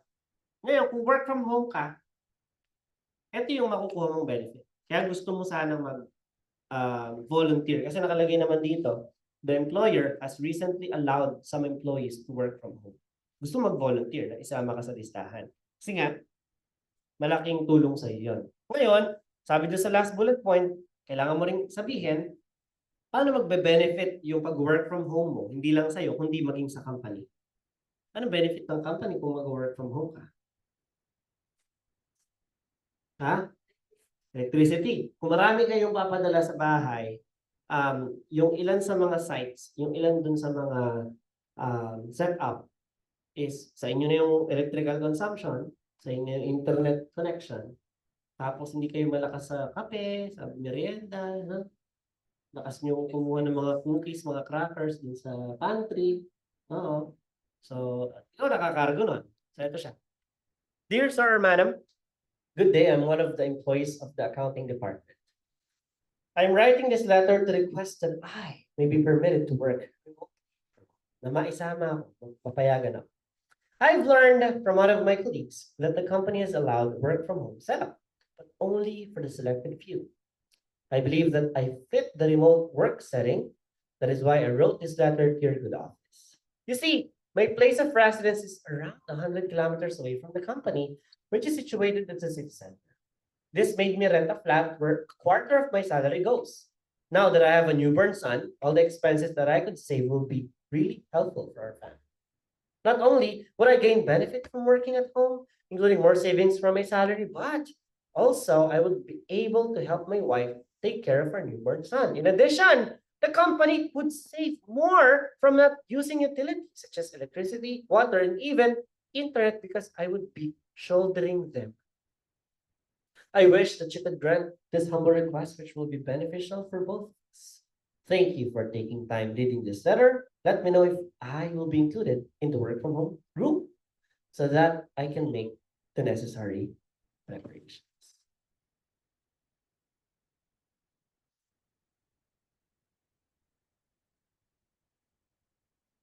Now, 230 words in 60 minutes. You enrolled in a study abroad. Your accommodation was arranged by the course provider, and there's a major problem with accommodation. Introduce yourself and describe the problem. Kung nag-introduce ka na sa umpisa, yung bullet point na to sa second paragraph, this is just going to be supplemental. Ibig sabihin, you will only include information that you have not mentioned yet. Now, so kung nasabi mong student ka, exchange student from the Philippines, hindi mo na siya babanggit na sa second paragraph, pero mag-add ka ng information pa. I'm currently here in Manitoba, Canada as an exchange student. However, there seems to be a huge misunderstanding regarding my accommodation. That is why I wrote this letter to raise this concern to you. I was a student in the Philippines taking Bachelor of Science in Agriculture. one of your representatives approached me regarding the exchange program of Lighthouse University. However, the place I'm currently staying at is far from what the representative described, and it is making my situation more difficult since the location is very far from my university. I believe that accommodation for exchange students like me should be within the premises of the university since I am also working as a student assistant in the college newspaper to gain discount from my tuition fee. The problem here is that my residence is located 30 kilometers away from the institution, and even the amenities like malls, hospitals, and parks are inaccessible since my house is far from the city center. I hope that you can look into this matter more seriously since I know that your company honors its words. I want you to change my residence from my current one to dormitory located inside a school. Thank you so much for taking time reading this letter. I look forward to hearing from you soon with some good news. Sincerely yours. 230 words to in 6 minutes. Dear Mr. Gazili, kasi inyo nakalagay sa begin your letter as follows. Dear Mr. Gazili. So, kokopyahin.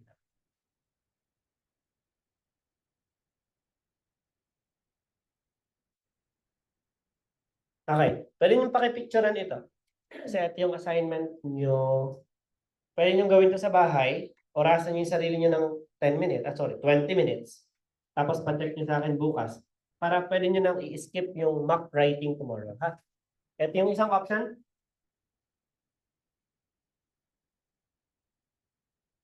Tapos ito yung isa.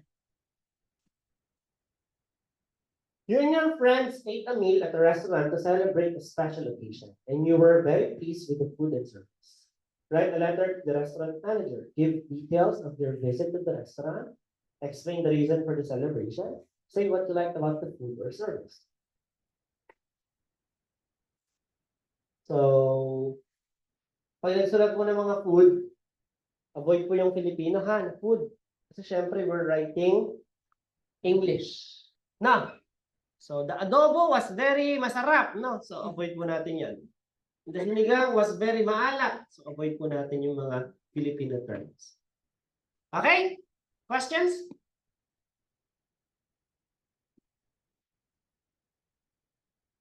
All right. So if you don't have any more concerns, that summarizes our topic discussion for today.